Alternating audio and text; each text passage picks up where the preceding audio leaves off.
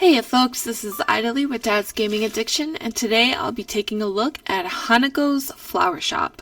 So this game will be released on April 25th, 8 days as of the time of this video. It's a visual novel with extremely light shop mechanics and flower management and bouquet crafting. Bouquet? I always say bouquet. But yeah, I say extremely light because it feels as if you can't really lose or have negative effects in the game. Supposedly you can shape the main character's journey through choices, but I can't really confirm that because I couldn't make it all the way through a first playthrough, even after 113 minutes of playtime.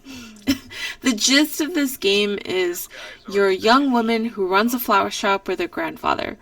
Every day you wake up and then you can choose a few different actions. You can pick flowers in the forest, ask the neighbors to pick flowers for you, order flowers and seeds, go to the shop to get food to increase happiness, listen to the radio to see if it's raining because I think it helps with your flowers in your yard or it prevents you from going to the forest to pick flowers. I'm not sure about that, but I remember Hanako's grandfather mentioning that. You can also harvest and plant flowers in your garden, but most importantly, serve the customers. All these things you can choose have no particular order. You don't even have to do half of them if you don't want to. I've actually never bothered to go to the shop to buy food because I can just listen to the music on the radio to increase happiness. But the most and biggest important thing is obviously to sell your flower bouquets to customers. These customers will tell you about themselves and their lives and why they've come to your shop to purchase a bouquet.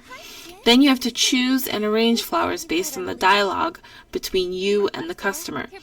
Each flower has 3 words attached to them so that you can decipher which flowers to choose. For example, choosing an amaryllis flower that has the words loss, loneliness, and regret probably won't make sense after having a conversation with someone who's talking about giving flowers to their boss, thanking them for their promotion. When a customer is describing what they need, you can actually highlight parts of the dialogue to note them in your memo. All this sounds great on paper. I was so looking forward to this kind of wordplay game mechanic when arranging flowers.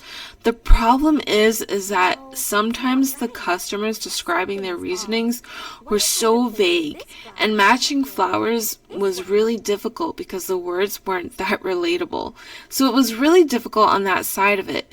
The other side of it is that it was so darn easy because you can't lose. If you choose the wrong flowers, Hanako will just tell you which ones didn't fit. So it doesn't matter what you choose, you can always make the correct one. There's an option to where it says sell it to them anyways, which makes me kind of laugh a bit because maybe dialogue will change in the future when they come back to update you on how things went. But I never chose that because I don't plan on seeing these annoying customers again. Honestly, Hanako and her grandpa are the only likable characters in the game. Everyone else is so darn annoying and weird and irritating. I do appreciate that this game is fully voiced. That is a rare thing to see nowadays, so I'm glad to see that effort there. And the voice acting itself isn't actually half bad. The only time I've noticed it being absolutely terrible is when the writing is terrible and it sounds as if the voice actors rush through certain dialogue, which then makes it kind of hard to understand them. Listen, I don't know. I personally couldn't get behind a lot of the writing of these characters' backstories. The worst part of it, though, is that in the time I played, there was no character development at all. It was mostly filler conversation and just so boring, small chit-chat full of sighs and dots or something. But I'm not the biggest fan of visual novels, but if the story itself is great, or if there's some sort of light RPG aspect, or if the choices really do matter and there are different endings to be had, then I could get behind that, sure. And that's why I was kind of excited to play this game. Hanako's Flower Shop sounded as if the shop management side of it could be kind of fun, what with arranging flowers and all. But I can't lie, this game was so boring. I was nodding off after about half an hour, and from then on, I was waiting for Grandpa to die because I know it's gonna happen. There's a disclaimer in the very beginning of the game that this game deals with loss and grief, and even the description of the game hints at Grandpa's passing. But at the point where I was in the game, I needed something to happen, because I ended up speed picking flowers and not even waiting for voice actors to finish the dialogue and speed clicking right after I speed read, which I hate doing because I love dialogue and I love hearing the dialogue. I love seeing what characters have to say.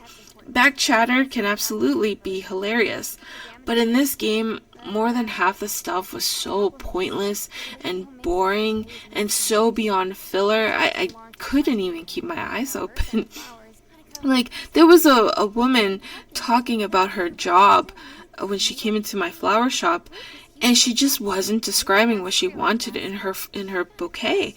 And I was just like, hurry up already. I want to kind of arrange these flowers for you so you can get the heck out of my shop. But this is all personal opinion, of course.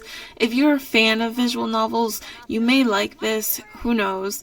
I mean, Hanako and her grandpa really are charming characters, and this game being fully voiced is really refreshing. But for me personally, I cannot recommend it because there's just not enough actual story in the first hour and a half to get me hooked into seeing if there is an actual story in the game. Anyways, thanks for watching and listening. Don't forget to like the video. I will catch you all next time. Bye, guys.